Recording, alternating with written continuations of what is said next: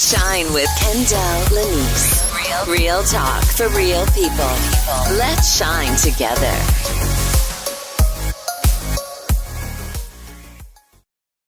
All right, welcome back. I hope you listened to part 2 of Arika Kane, songwriter and songstress, Miss Arika Kane. She is continuing the conversation. This is part 2 with her. The conversation was getting so good, I couldn't let her leave. So I'm glad that she was just gracious enough to continue this conversation. When we left off, I hope everyone followed us back to part 2, but that's okay. If you guys didn't, it will be on all social media platforms and also everywhere podcasts are played. So if you missed it, you'll be able to pick it up again. Thank you for coming back, Miss Arika. Of course. Are you kidding? This is a special occasion. Yes, it is. I had to stay. I wish I had some sound effects and some balloons and some noisemakers. So I feel it. Right. So I left off with playing "Live from Your Heart." And as I told Arika, that's like one of my favorite songs by her. And she said that's her favorite song. And she had no idea what I was about to play. And I had no idea that was her favorite song. Tell me why that's your favorite song, because that's saying a lot. Because I would think your songs are like your children. And for you to say this is your favorite, why is this your favorite? Oh, it's my favorite because it serves my purpose and what I do with music, which is, wanting to help people heal. And the lyrics in this song are just that. We go through life a lot. Almost, we have societal programs and beliefs, and we go through things with our families or just things in life in general. And when things happen to us, we tend to blame people, and then it turns into a big blame game, and then there's no true healing. And "Live from Your Heart" speaks on how there's no one to blame, because we've all had some form of pain, some form of sadness or pain in our lives, and we're doing the best we can. So this song, "Live from Your Heart," speaks on having compassion, that we're all trying to heal together. So it was really important for me to do this record, and that's why it's my favorite. I'm so glad you love it. I do. I really, and everything that you said, that's what I felt. Like the minute I heard that song, I fell in love with that song, because I too, like you, I feel that same way and want to inspire people and uplift people. And that's one thing that you and I have in common.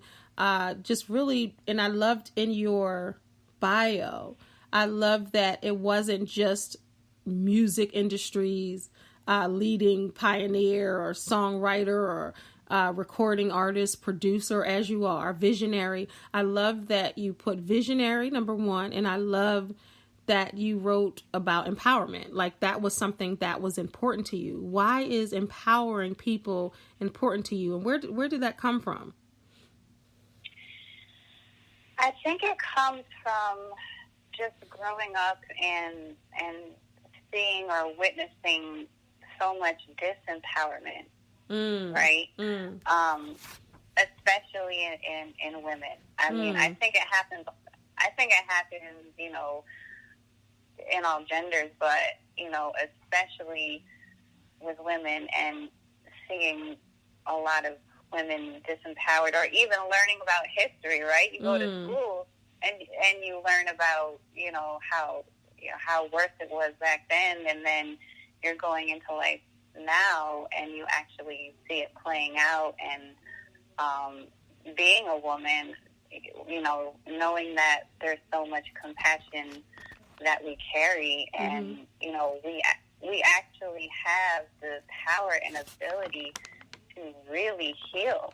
And the more women step into that power, without limitation, the more we can help as a collective. And so I have to be part of that process, which is why you and me aligned, of course. You're on the same journey. Right, exactly. And it is a journey.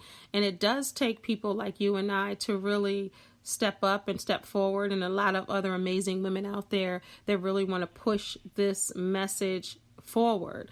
I'm tired of, it's interesting because even in my book, and I've done women's conferences, and one of my main reasons and purpose for my women's conference, I remember I was looking at a reality show. I won't say what it was, Real Housewives of Atlanta. Let me just keep it real. Right. And it was and it was one of the seasons, I can't remember, maybe about 3 seasons ago. And certain people on there were just very, very reckless. It was the year, I believe, that Claudia Jordan was on there, and her and Nene, if you guys look at that show, got into a situation, and it was one of the ladies more than the other, really vulgar, really hitting below the belt. Really, she was talking about her being biracial and her just really putting her down. That's the best way I can say it. Really putting her down to the point where it was uncomfortable to watch, and I could no longer watch the show until probably last year. So a few years went by, and I started watching it again with my daughter. But that type of thing really, really gets under my collar, and it really ruffles my feathers when I see women like that displaying themselves, not only Black women, but in this case, and that really bothers me, but just women in general. They're really tearing each other down, and they don't care who they're doing it in front of, even if it's in front of somebody or privately doing that. I just really, it bothers me, throwing drinks and doing that whole thing. I'm not here for it at all. So when I did my women's conference, I'm like, we got to come together. We have to support one another. We have to, and it was an empowerment conference. We have to really uplift one another. We have to really tell somebody, hey, I love your outfit. I love your hair. Oh, you're working that, whatever. Oh, your voice sounds good. Whatever it is, I really think that we should compliment one another. We should uplift one another, and we really should support one another, because what we'll find is we have more things in common than not. Would you agree with that? Right. Oh yeah, 100%. Yeah. I mean, it's almost like a battle, right? There's so much of that disempowerment going on. Yeah.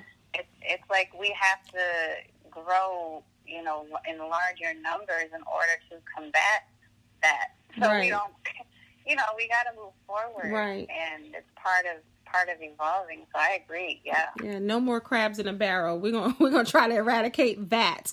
To be happy. Yeah. Because truly, everyone listening, what's for you is for you. It doesn't matter what you try to do to sabotage another woman. It doesn't matter what you do. Or who you tell on, oh, this person is doing this, or this person is not doing that, or we're not going to support Arika Kane because she's singing Black music. Who does she think she is? It's not about that. When we really come together and eradicate all those stereotypes, and sometimes, unfortunately, they're not stereotypes, they're really true, but really to just break those chains of that kind of division and come together and be able to celebrate another woman's journey or celebrate another woman's success without having that tinge of jealousy. Because sometimes as women, we say things and we're happy for someone, but everything that we're doing shows that we're really jealous. We're not happy for that person. And I think that whatever is for you, you're going to get that. Don't worry about what she has and what the next woman has. Worry about what you're doing to move your brand, yourself, and just what you're doing, and just in humanity, just moving it forward. I think it's important to really focus on the bigger picture, and that's really trying to come together as one. Right. Yeah. Totally. So do you... Yeah, we have to break the cycle. Right. Break the cycle. Break the chains. Yeah. So do you feel that you're underrated or undervalued or not as popular as you should be? Or do you feel that you're just fine in your groove of your success? That is a wonderful question because I actually wanted to touch on this. So thank you. We're on one accord. Yes. I am totally 100% happy and grateful and thankful and know that I'm on my divine journey. I knew you were going to say that, and I love it. Yes, because a lot of people don't know this. Right after my first album, when I had, all that initial success, I was offered major deals. I was offered, I could be as big as, Rihanna at this I believe point that. if I had so chosen. I believe that. So I was offered major deals, major opportunities, but unfortunately they didn't align with my integrity, and I wasn't willing to do the things that they required, along with the artistic aspect, giving away my creativity, not having a voice, and then the list goes on, and then there's a whole other layer of things I was not willing to do. And so when all this came to me, I started really understanding, like, wow, this is really what goes on in the music, in the entertainment business, and there's like a ladder of, like you said, crabs in the barrel trying to get this fame, right? And that's the moment I was like, I don't care about fame. Like, fame isn't it for me. And that's not the answer, because I could have done that. I had all the opportunities right in front of me, but because it wouldn't have, it's not who I am. I'm not willing to sacrifice, my integrity and my morals for the whole world to know who I am, right? See? Like my purpose is to set an example for young women and young children as a whole to stand in their truth, stand in their integrity, and prove that you can be successful without having to sell out, without having to change who you are. So yeah, I'm glad you asked that. And you know what? I like you even more because you're a woman with conviction. You're a woman with standard. And I always say substance over everything. Like, that's a saying that I say all of the time. And young ladies out there, and the old ones, if you're trying to break into any business, don't sell your soul and sacrifice your integrity. Because once you start doing that, people will ask you to do it again and again and again. Once they see that they are able to kind of use you as a puppet and to do what they need you to do, they're going to continue to do that. So like Arika said, and I admire that so much, because she didn't allow fame to really pimp her and to really turn her into someone that she's not. She stayed her ground. She was authentic to who she is and how she was raised to be. And she's still successful. Now, your end goal might be, and I'm talking to you listeners, your end goal might be to be the biggest R&B star, pop star, country star, whoever in the industry. And you're willing to sell your soul. But at the end of the day, when you're sitting in the room by yourself, are you really satisfied and are you really comfortable and proud of who you are and how you got there?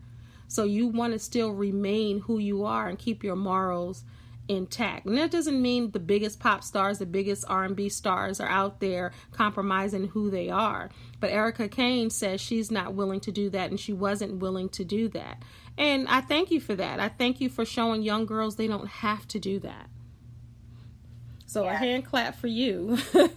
Look, there you go.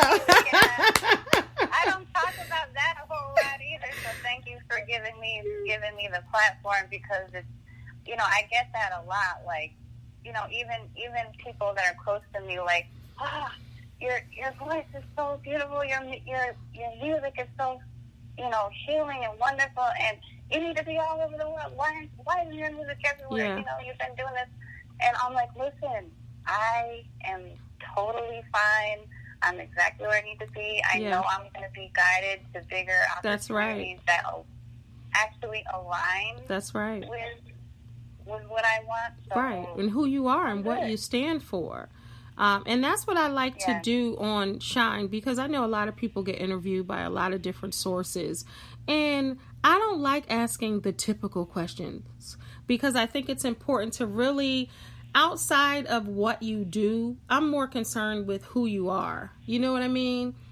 As a person, and not just the label of what you do. Yes, that's how we've come to know you.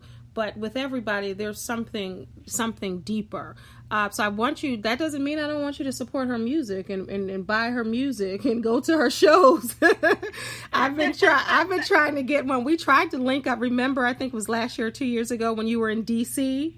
Do you remember? Yes. And we couldn't, but we still have to link up for sure. You are my sister for life. Yeah. Thank you. For sure. You're so welcome. You're so welcome. Thank you. And I know we're going to connect more. I already know it. Yeah, so. I think so too. And like you said, there's that time when things align. And again, I am a firm believer of God's timing and placement. So when I'm talking to you, Arika Kane, well, first, let's not ignore that elephant. And I'm sure you're asked that. But let's just stop right there and talk about Arika Kane. And this is Arika with an A. So if you're trying to search her on iTunes or Spotify or wherever you purchase your music. So for the listeners, is that your real name? If not, why did you choose that stage name? Okay, well, it's half and half. Okay, so Arika with an A is my real first name, and it's pronounced Arika. I've given my mom heck through the years because everybody's pronounced Arika. I get all different things because of but she always told me, she was like, no, I named you Arika with an A because I knew how special you were, and I wanted you to be different in this. Aww. So it kind of balances out. I'm like, okay, it's okay. Aww. And the Kane came later. That became a nickname, Arika Kane. When I started doing music, I started singing, doing demos, and producers I was working with. Everybody would just always be like, Arika Kane. And it kind of fit for a stage name. And it kind of became my name. Like, people who knew me in the music world, they knew me as Arika Kane. So I was like, okay, let's roll with it. And that's for all my children fans, Susan Lucci's character of Arika Kane, the legendary Arika, but that's Arika with an E, Arika Kane. So I know a lot of people are like, well, how did she get that name? Is that her name? Was she named after her? But Arika, people, that's her real name. And I love that. And I love that your mom was trying to be different because you are special. And if you start off being special and you have parents that pour that into you and tell you how special you are, how great you are, how awesome you are, I think that you grow up to be that and to have that instilled in you. And that's probably one of the reasons you made the decision that you made in the music industry. And I think it's very important. True. Wow. Yeah, because you have that. Unfortunately, everybody doesn't have a parent that tells them, you're special, you're amazing, you can be anything you want, you can do anything you want, the world is yours. So parents listening, if you have children, just pump positivity into them, because you never know what they could become. But if you continue to put them down or tell them that their dreams are impossible or they can't do it, then they won't do it. So they need everybody's support, especially their parents. All right, so Miss Arika Kane, what's in store for you? And it sounds so stupid when people say that, and I just did it. When people call you your first and last name, I don't like when people do it, and I just did it. But I want people to know who you are, because I want everybody. Yes. You know how that person is when they're in love. They want everybody to be in love, or when they like something or someone, they want everyone else to feel. That's almost what it is. I appreciate it. Absolutely, because I'm a fan of Arika Kane. I love your music, but I'm a fan of you, the person. So hopefully through this podcast, people really get to see the person, because in any business, in any industry, they do business and buy from people that they like and trust. And I have a feeling people are liking you. Well, good. Right. So what's in store for you, my dear? What's on your bucket list? Do you have a bucket list? Oh, no. I just trust. I just wait for the blessings and roll with them. I'm not saying I don't work hard. You know, I definitely put the energy out there into what I want, but I don't have a bucket list. I do have, you know, specific things lined up in the future. Like I'm going to be going to Thailand at the end of June. Yes, I'm really excited. I'm performing out there. Cool. And I know, I'm excited to go there. Get some culture. I haven't been on the other side of the world, so that's going to be amazing. This is going to be awesome. That's one of the dream places my daughter wants to go. She always talks about going to Thailand. I have to let her know that that's where you're going. That's awesome. How did that come about? I just got booked. She's booked, y'all. Interesting. It's interesting because I'm starting to realize, wait a minute, I think I have more of a fan base overseas, and I've been wanting to tap into that for many years. So I think this may open that door, you know, because R&B music is still very popular overseas. Yes, it is. Over here, you know, in the States, it's not mainstream anymore. It's more like hip hop or pop That's music. True. But overseas, it's like, you know, it's hot. You know, R&B is very much appreciated. So I'm really excited to tap into my fan base over there. I am also currently working on my next album. I've been writing and recording. Yeah. I can't wait to hear. I can't wait to hear.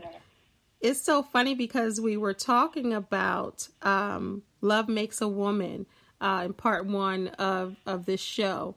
And I want to take a moment to play it because we talked about it's a feel-good song. This is my go-to song when I have my convertible, my drop top down, my ceiling missing. I like listening to this song. So it's a feel-good song. So I want you guys to feel good. So we're going to take a break and I'm going to play Love Makes a Woman by Arika Kane. Be right back.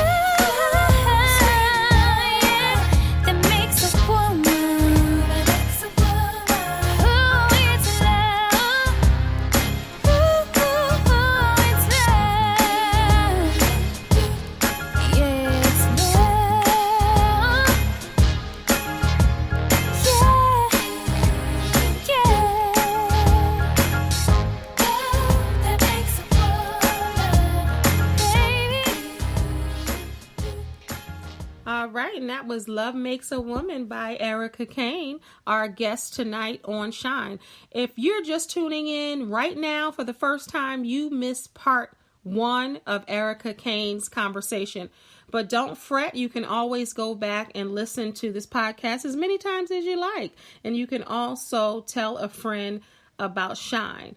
I'm shining every Wednesday at 10 p.m. Eastern Standard Time. Welcome back, Ms. Arika Kane. Oh, I'm here. She's still here. I'm keeping her. No, I love it. And thank you for playing three of my records. You played great ones. Well, thank you. I have good taste in artists and music. What can I say? Oh, you do. When you said you're playing Live From Your Heart, I was like, oh, totally on it. I'm trying to decide if I have time to play Can't Get Enough, but that's a whole nother.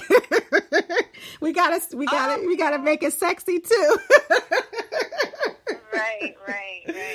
So as you see, Arika Kane she really does it all. When you think about in part 1, we talked about the racism and how people said that she shouldn't be singing the songs that she's singing because she sings R&B music and she's not black, she's white. So when you think about that and the racism in music, it really is interesting because even when I listen to your songs, it clearly tells me that you're a layered person, that you're not afraid to go outside of the box. You're not afraid to maybe talk about love or talk about romance or talk about sex or talk about empowerment.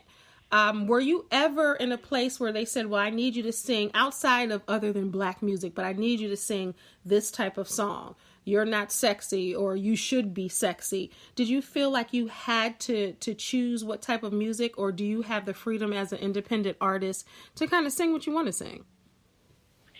Total freedom. And I wouldn't have it any other way. Love it. Of course not. Total freedom. And, I think that's really, as an artist, the true art is in creative freedom. Yeah. And I think that's so important, for it to come across in a genuine way where people can really resonate and feel what it is you're projecting, is for it to be, free flowing, right? Not constricted. But I do love all genres. Also, I love to sing all genres. I can write all genres.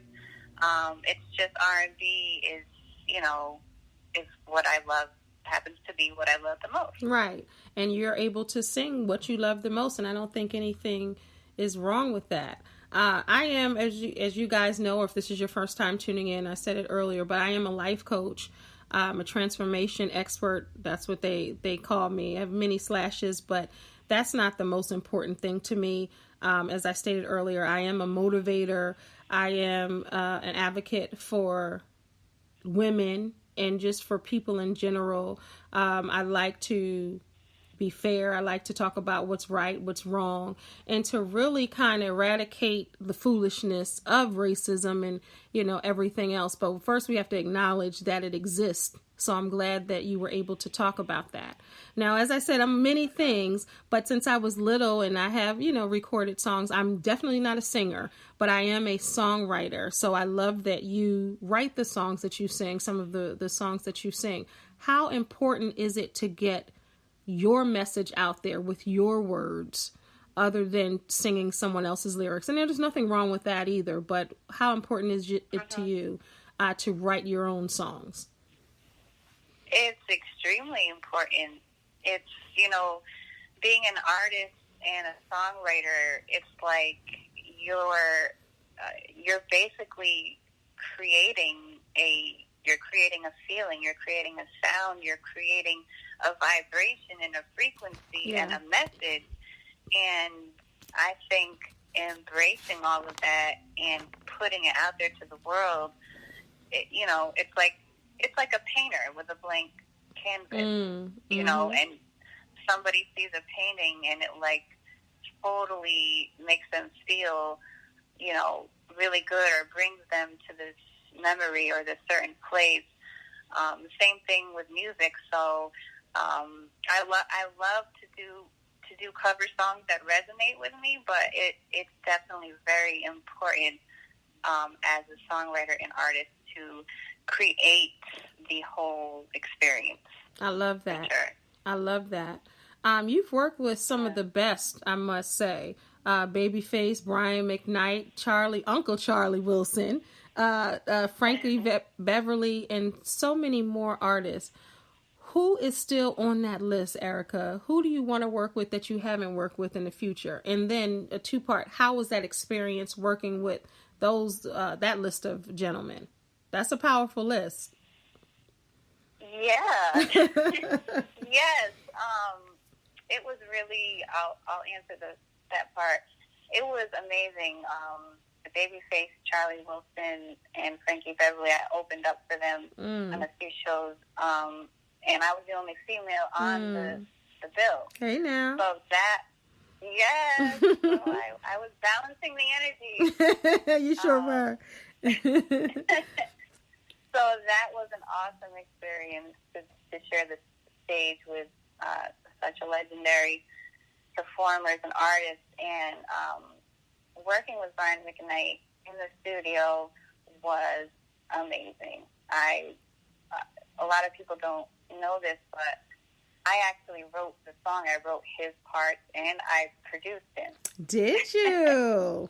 Did you? Yeah. There, and yeah. He was totally open to it. Wow. And when he was approached by his manager about possibly working with me, he knew who I was. He Did was he? a songwriter. So, yeah. So that alone, I was like, wow, this is really cool. Because I grew up listening to him. Right. And, being inspired by his voice. So, yeah, we were in the studio, and he's like, how do you want me to do? Whatever you want me to do. And I was like, how cool oh my God, is this that? is so cool. I know. I'm like, I'm producing Brian McKnight. I wanted to shout it to the world. I know you did. And it's such a pretty song. It really, really is. Thank you. So is that... So, yeah, that was awesome. But you know what? When I listen, it's like, okay, the way your voices blend, because, everybody knows his tone and then your sweet tone. I mean, it's a perfect combination between the two of you. Do you see work in the future with him? Have you talked about that? Well, interestingly enough, we all of a sudden have the same PR. So I'm kind of thinking we'll probably end up, aligning, whether it's, performing together or whatever, but I'm sure we will. Yeah, I'm sure you will also. Who else would you like to work with in the future that you haven't yet? I don't really have anybody specific, to be quite honest. I would love to work with Alicia Keys. Mm-hmm. I really always loved her essence, her vibe, her music. I would love to work with her on a record. That would be awesome, even if it's just songwriting or whatever. I've always felt a connection to her. Other than that, whoever it's meant to be, I am down. You're open, right? If it's meant to be, I love that, because people don't realize being open to the possibility of whoever can catapult you to the next dimension of your life and of your career. A lot of people are closed and they really want to work with this person or do this or do that, and they're so focused on that there are missed opportunities. So I love that you're open. All right, Miss Arika Kane. I want to play a new game with you that this is the inaugural game. This is my first show that I'm doing this with. It's called Spitfire. And I want to play this with you. When I say a word, you'll say a word, whatever comes to mind. Are you game for that? Yeah, just whatever comes to mind. Yeah, whatever comes to mind. It could be one word, it could be a sentence, it could be a story. So we have about 7 minutes left in the show, so I want to just take a little bit of time to do this, and then I want you to tell all the people about Arika Kane, what you're doing next, how they can hook up with you on social media, how they can buy your music. So, all right, you ready for Spitfire? Sure, let's do it. Okay, the first word is fire. Air. Music. Love. Love. Music. Arika. Kane. Women. Empowerment. Wow. Happiness. Peace. Racism.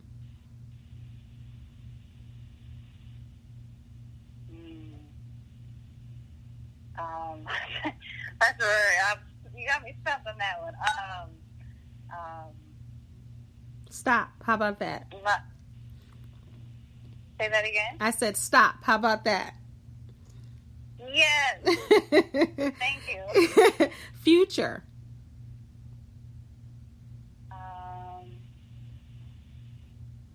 Past. Your mom.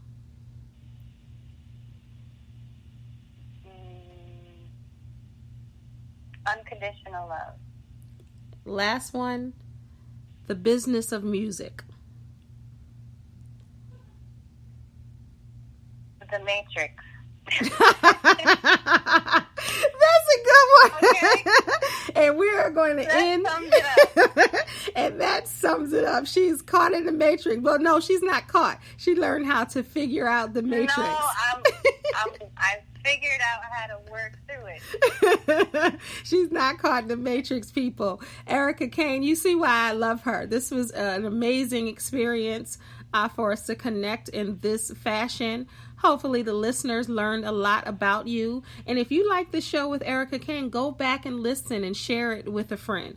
All right, Miss Lady, I want you to tell the people about your music, how they can find it, where they can buy it, how they can support you, and your social media handles. Okay, awesome. So my latest release is called Chains. It's available on all digital platforms. But along with that, all my singles and albums are also available on all digital platforms such as iTunes, Spotify, Tidal, Amazon, Google Play, Spotify. And you can follow me on Twitter at Arika Kane, also Instagram at Arika Kane. And yeah. At Arika Kane. So you see why I love her, and I've said it a million times, and I don't care. I'll say it again. I support this woman and all that she does. And when we took a break, we were trying to figure out how we can connect, because I have not seen her live, but not even just to hear her sing, but to Arika, just to give you a big hug. You know, I'm grateful. Right? I feel like it's going to be, you know, powerful, because we have been connecting for so many years. And that's the one thing that I love about social media, because people talk about social media. To join to the sub-conference, press number of... To talk about, I'm not sure what happened, but with social media, it's great because you can connect with people. You can get to know people. A lot of times people talk about social media and what's happening on social media, but I think it's important to be able to use social media for what you need it for. I think we lost Arika Kane, but I thank her so much for joining with me on Shine today. I'm all tongue-tied because I am excited, and I am a human person, and it is live, and sometimes I will stumble over my words.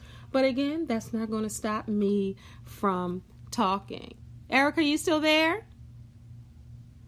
Oh, okay. I probably lost her, but thank you so much for tuning in to Shine. I am here every Wednesday at 10 p.m. Eastern Standard Time. Are you there? Yeah. Okay, she's here. I lost you somehow. That's what happens on a live show. Okay, you're on. Yes. Yeah. Yay. I called back because yeah. Well, I thank you, and I was still on here. I'm not sure what happened, but in about 40 seconds, Can you try to inspire a young girl who's trying to get into the music business and she keeps getting resistance, whether it's from her parents or the industry? Can you give her some encouraging words? And we're going to end with that. Okay, cool. Yes, most important thing is to know your worth, know your power, know that you have all the abilities to follow whatever it is your heart or your purpose feels like to you. No matter what society or, family or community or whatever may put out or project, know that you have the power and know that you're worthy, you're capable, and there's only one you. Nobody can do what you're here to do. So I would say, really focus on that. Absolutely. And I think that was very well said. And like Arika and I said earlier, we have to support one another, ladies. We can't continue to tear each other down or worry about what the other person has because you don't have it. And this show is called Shine. And I always say we can all shine together. When you look up in the sky and you see one star, yes, it's beautiful. But when you look up in the sky and you see multiple stars shining brightly, look how beautiful that looks. We can all shine together. I thank you so much for tuning in to Shine. Arika, you going to come back one day? Of course. Are you kidding? Wonderful. This was beautiful. Wonderful. This was beautiful. I love your show. I love how you just ended it about the stars. That alone is just amazing. And, I know we connected for a purpose. Yeah. Many years ago, and, I'm glad we're able to connect more, today. I know we'll connect in the future. So thank you so much for having me. Absolutely. You're more than welcome. It's my pleasure. I've been tripping over my words today, but that's all right. Thank you guys for being patient with me. And Arika, thank you so much. I'm grateful that you took your time to be on my little podcast. It means the world to me. Thank you so much. And thank you everyone for listening to Shine. God bless. Shine with Kendall Lanice. Real talk for real people. Let's shine together.